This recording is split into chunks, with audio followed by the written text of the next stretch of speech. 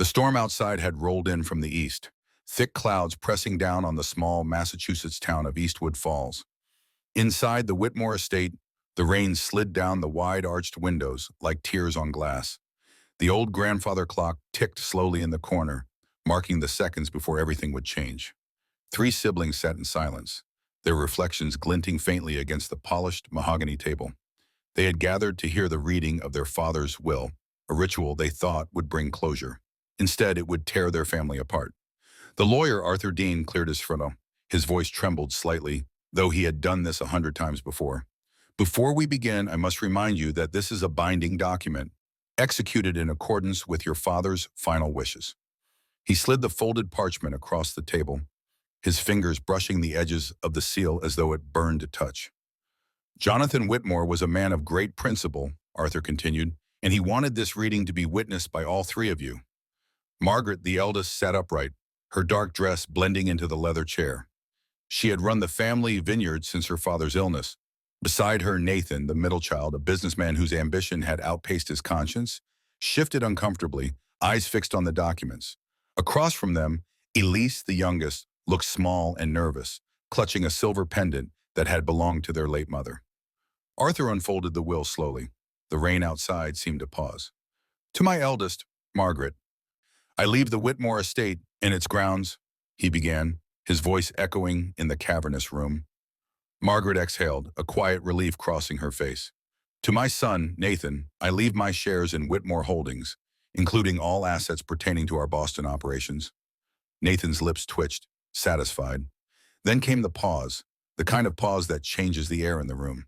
And to my youngest, Elise. Arthur stopped. His voice faltered. I leave the family trust to be released only under the condition that she remains unmarried for the next 5 years. The silence was deafening. Elise blinked, her fingers tightening around the pendant. What? She whispered. That can't be right. Arthur swallowed hard. There's more, he said. In the event that Elise violates this condition, her inheritance shall be transferred entirely to her siblings. The room erupted. Nathan shot to his feet. You're joking. That's absurd. Margaret's calm mask cracked, her eyes darting to Elise. And Elise, trembling, hurt, and furious, could only stare at the lawyer, her voice barely audible. Why would he do that to me? No one answered, but deep in the lawyer's weary eyes, something flickered, something he wasn't saying. Before we go further, tell me, what would you do if a single clause could destroy your family? As you listen to this haunting story, let me know in the comments where you're watching from tonight. And while you're here, stay close, because the truth you're about to hear will test everything you think you know about loyalty, love, and blood. Outside, thunder cracked across the valley. The old house moaned under the weight of the storm. Inside, a war had already begun. Jonathan Whitmore had been a pillar of Eastwood Falls, a second-generation winemaker, a benefactor to the local church, and a man known for his generosity. But those who knew him best also whispered about his temper and his obsession with control.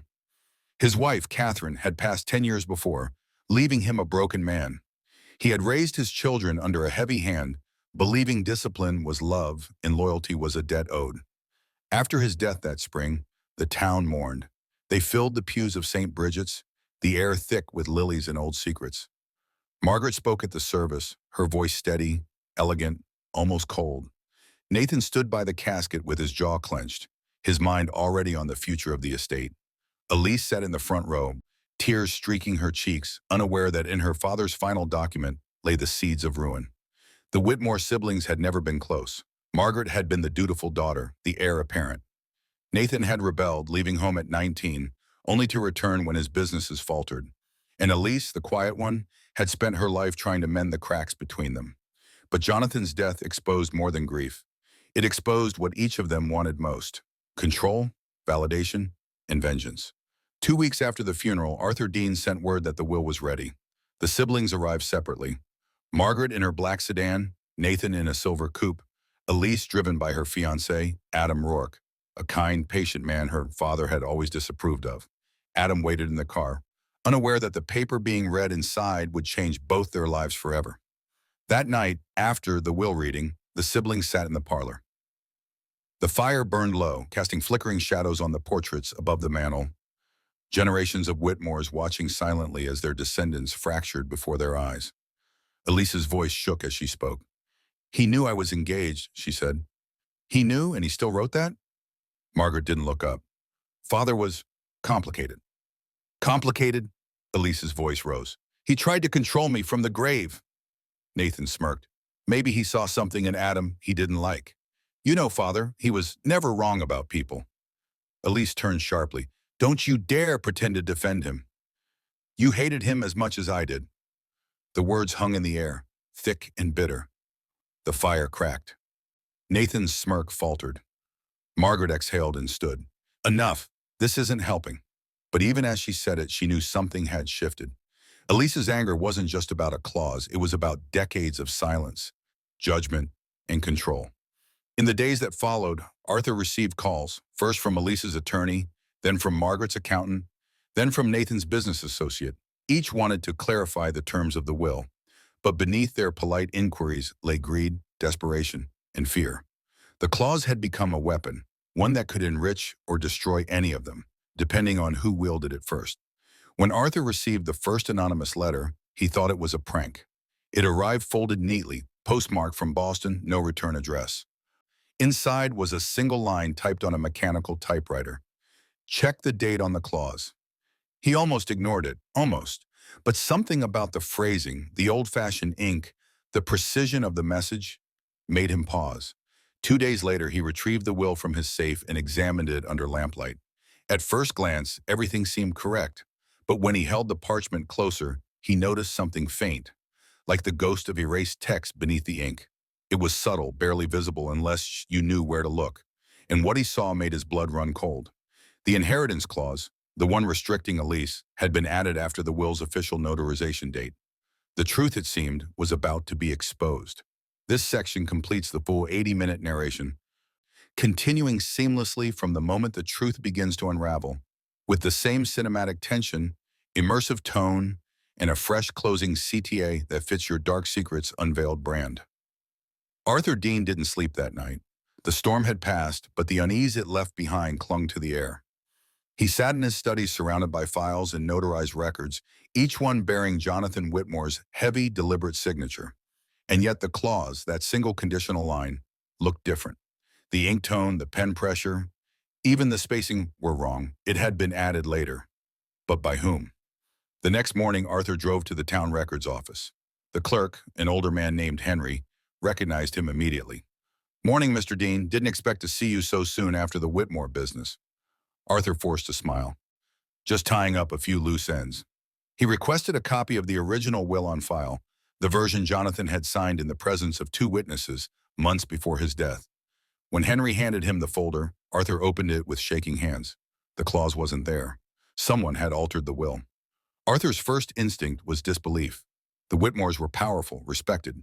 But as he compared the documents side by side, the truth became undeniable. The clause disinheriting Elise had been inserted after Jonathan's passing. He returned to his office, poured himself a drink, and stared at the papers until the amber liquid ran warm in his hand. He knew he had to confront someone, but who? And how much danger would that bring to him? Later that evening, as the rain returned, Margaret arrived at his office unannounced. Dressed in her usual dark coat, her expression unreadable, she closed the door behind her. "I heard you've been asking questions," she said quietly.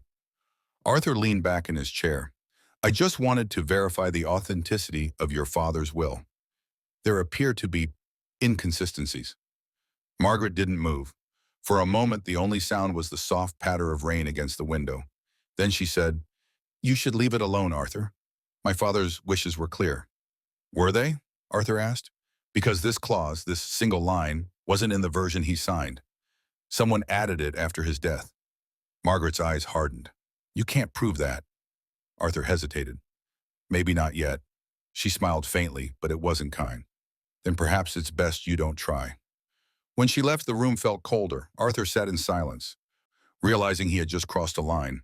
Someone in that family had forged part of the will, and if Margaret was warning him to stop, it meant she knew exactly who had done it.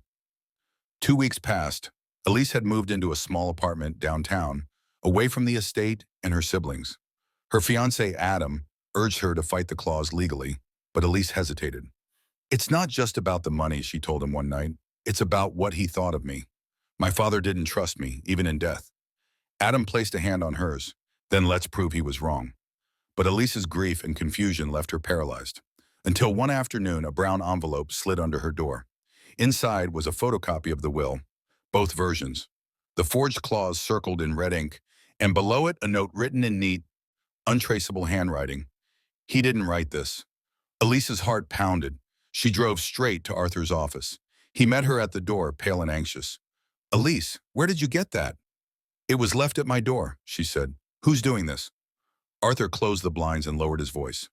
"Someone altered your father's will after he died. I can't say who yet, but if you go to the police, it could destroy the family, and possibly your inheritance entirely." Elise looked at him with tears in her eyes. "I don't care about the inheritance anymore. I just want the truth." Arthur sighed. "Then we need to find out who had access to the document after your father's death."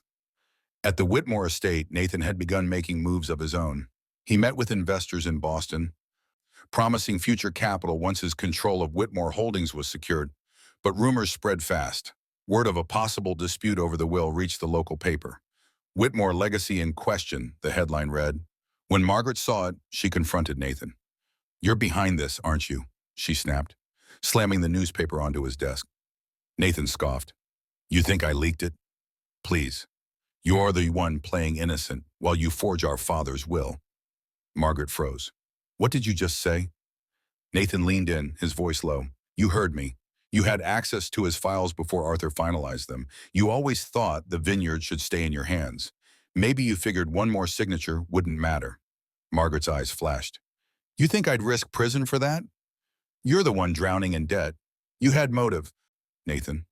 They glared at each other, the weight of suspicion pressing between them. For years, their rivalry had been unspoken, but now it was laid bare. And in that moment, both realized something chilling. Someone else might be playing them both. Meanwhile, Arthur contacted a handwriting analyst, an old friend in Boston named Dr. Linda Kerr. Under the pretext of verifying an estate discrepancy, he sent her both versions of the will. A week later, she called him with results. "Arthur, the clause was definitely added after the document was notarized," she said. "But here's the strange part. The handwriting matches Jonathan Whitmore's perfectly." Arthur frowned. "That's impossible. He was already deceased when this version was signed." "Unless," Linda said slowly, "someone had access to samples of his handwriting and enough skill to replicate it. Forgery. Professional, deliberate forgery." Arthur hung up, his stomach tight. He knew only one person who had both the access and the skill to replicate Jonathan's writing. Nathan's personal assistant, Lauren Hayes, a notary who had worked closely with Arthur during the estate filings. When Arthur confronted Lauren, she broke down. "I didn't mean to get involved," she whispered, tears streaking her face. "Nathan said it was just a minor correction. He said Jonathan wanted Elise's inheritance tied to her engagement status. I didn't know he was gone already." Arthur's voice was tight. "You helped forge a will, Lauren." "I thought it was legal," she said. "He told me Jonathan had signed a draft earlier, and this was just formalizing it." The truth was out. Nathan had orchestrated the entire fraud out of greed, desperation, and fear of losing control. But now the evidence was mounting, and Elise wasn't backing down. When Elise confronted Nathan, it wasn't in anger, it was in sorrow. She met him at the family vineyard under the fading autumn light. The vines stretched endlessly, their leaves turning crimson. "I know what you did," she said quietly. Nathan laughed, though there was no humor in it. "You think you know everything because some washed-up lawyer found a mistake?" "It wasn't a mistake," she said. "It was a crime." Nathan's face hardened. "You think you're better than me? You were always the favorite of Elise. Even when he hated you, he loved you more than us. I had to fight for everything. I earned my share." She shook her head. "You forged our father's will." "I protected what was ours," Nathan snapped. "He was losing his mind. He didn't know what he was doing anymore." Elise stepped closer. "And now, you've destroyed what little was left of us." He turned away. Families don't last forever. That was the last time she saw him alive. 3 days later, Nathan's car was found abandoned near the harbor. His body was never recovered. Police ruled it a probable suicide, citing mounting debt and public scandal. But those who knew the Whitmores whispered otherwise. That Nathan's disappearance was just another secret buried beneath the family name. The forged will was declared invalid. Elise received her rightful inheritance. Margaret withdrew from public life, running the vineyard in silence. Her reputation tarnished, but her resolve intact. Arthur retired soon after, his health declining under the weight of what he'd uncovered. And Elise, she sold her portion of the estate and moved west, never to return to Eastwood Falls. But some nights, locals swear they see lights flicker in the old Whitmore house, shadows moving where no one should be, as if the family still lingers, bound by the lies that once defined them. Because the truth had been exposed, but the damage was already done. Sometimes the darkest secrets aren't buried in the ground. They live in ink and paper, in signatures forged out of greed and love, twisted into control. The Whitmores remind us that betrayal doesn't always come with blood. It comes with silence, with the quiet signing of a name that should have meant trust.